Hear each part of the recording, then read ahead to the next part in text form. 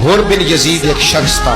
حر بن یزید ایک مختصر سا لشکر لے کے اس نے امام حسین کو ایک جگہ پہ روکا، پھر دوسری جگہ پہ روکا، پھر لا کر تیسری جگہ پہ روکا. تو امام حسین نے فرمایا جگہ کون سی ہے؟ کہا حضور کرب و بلا.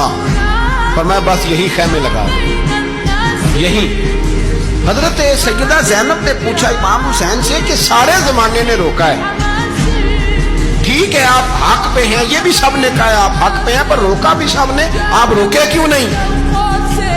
ابن کثیر اور ابن اسیر لکھتے ہیں امام حسین رو پڑے، کہنے لگے بہن میں رک جاتا پر میں نے رات کو نانا مصطفیٰ کو خواب میں دیکھا. تو حضور نے فرمایا حسین اگر آج یہ رواج پڑ گیا نا یزید جیسے لوگوں کا تو قیامت تک پڑا رہے گا. پھر لوگ کہیں گے کوئی نکلا نہیں تھا تو ہمیں بھی نکلنا. پھر لوگ ظالموں کے سامنے گردنیں جھکانے کے عادی ہو جائیں. میں کہتا رہتا ہوں، کہہ رہا ہوں، کربلا کی جنگ کفر اسلام کی جنگ نہیں، کفر اسلام کی جنگ نہیں کربلا کی. کیونکہ یزید تو بڑا پکا نمازی تھا، خطبہ دیتا تھا. وہ تو جب امام حسین رضی اللہ تعالیٰ عنہ نے کربلا کے میدان میں جمعے کا دن تھا تو یزید کے سامنے کو بات کرنی شروع کی، عمر بن سعد کے سامنے. تو عمر بن سعد کہنے لگا حسین زیادہ باتیں نہ کر، ہمارا جمعہ لیٹ ہو رہا ہے، جنگ کے لیے تیار ہو، فٹافٹ آ. اہل بیت نبوت کو قتل کریں گے اور قتل کے بعد پھر نماز پڑھیں گے اور پھر کہیں گے اللہم صلی علی محمد وعلی آل محمد، اسی نماز میں پھر درود بھی پڑھیں گے.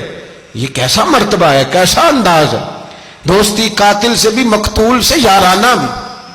امام حسین نے حر بن یزید امام حسین سے کہنے لگا مجھے حکم ہے آپ کو روکنے کا، آپ آگے نہیں جا سکتے. امام صاحب نے فرمایا وجہ؟ زمین اللہ کی ہے. اس نے کہا آپ بیعت نہیں کر رہے، یزید کی حالات آپ کے حق میں درست نہیں ہے، آپ نہیں جائیں گے. امام روک گئے.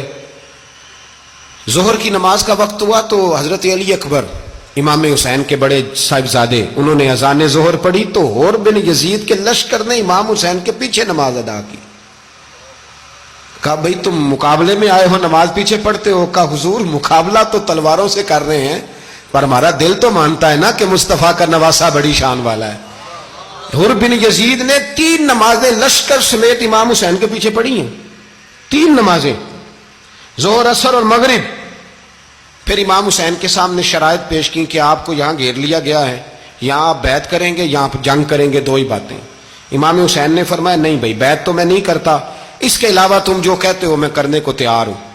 اس نے خط لکھا، عبید اللہ ابن زیاد کو ایک بندہ دوڑایا پیچھے، کوفے چند میل پہ کوفہ تھا. کہا وہ نہیں مان رہے، کیا کرنا ہے؟ تو حسین ابن علی ہے، میں زیادہ دیر انہیں روک بھی نہیں سکتا.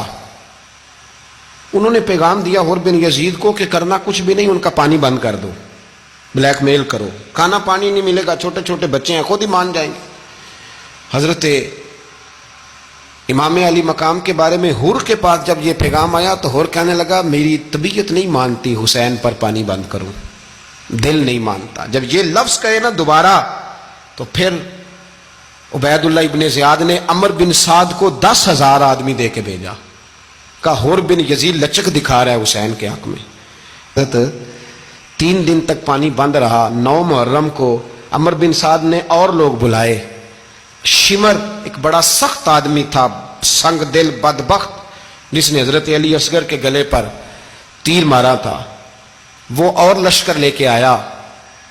رات کو کہنے لگا امام حسین رضی اللہ تعالیٰ عنہ سے کہ بس بڑا ہو گیا، یہ 9-10 محرم کی درمیانی رات یہاں آپ جنگ کریں گے یا آپ بیعت کریں گے، 2 ہی باتیں. امام حسین اندر گئے، سیدہ زینب سے مشورہ کیا، باہر آئے، فرمایا بات وہی ہے جو پہلے دن والی ہے. امام حسین رضی اللہ تعالیٰ عنہ نے فرمایا بھائی بیعت تو میں نہیں کرتا، باقی جو تمہارا پروگرام ہے. شمر اور ابن سعد کہنے لگے پھر جنگ کے لیے تیار ہو جائیں. کیا انداز ہے امام حسین کا. فرمانے لگے کل جنگ کروں گا، مجھے پتا تو ہے جنگ کا نتیجہ کیا نکلنا ہے، 1 رات مجھے دے دو تاکہ میں کھل کے اپنے رب کی عبادت تو کر لوں. حسین نے جانا ہے، مجھے پتا ہے کل رزلٹ 72 اور 22,000 کا کیا 1 رات مجھے دو، میں مالک سے راز نیاز تو کروں. میں گویا اس سے پوچھوں تو صحیح کہ مالک میرے والد بھی شہید ہیں، بھائی بھی شہید ہیں، نانا کو بھی دکھوں میں دیکھا ہے، تو اب میری باری ہے تو مالک میں حاضر ہوں، مجھے موقع تو دو. اس لیے کہ میرے نانا نے بدر میں بھی ساری رات عبادت کی تھی، صبح مجھے موقع دو. اور دنیا کا اصول ہے جب کوئی موقع مانگتا ہے تو دیا جاتا ہے. یہ دونوں کہنے لگے کوئی موقع نہیں. حر بن یزید پیچھے سے بولا, کہنے لگا نہیں بدتمیزی نہ کرو, حسین کو موقع دو, تمہیں دینا پڑے گا. موقع دیا. حر بن یزید نے پھر منت کی, کہا حضور آپ مہربانی کرے مان جائیں. فرمایا ماننے والا کھاتا کوئی نہیں. یہ بڑا مشکل. سورج چڑھا, 10 محرم کا دن, جمعے کا وقت. جناب سیدنا امام حسین رضی اللہ تعالیٰ عنہ نے ریت پر سجدے کیے, لمبے سجدے, لمبی نماز. سورۃ الشمس کی آیات دوسری رکعت میں پڑھی تو سارا کربلا گونجنے لگا.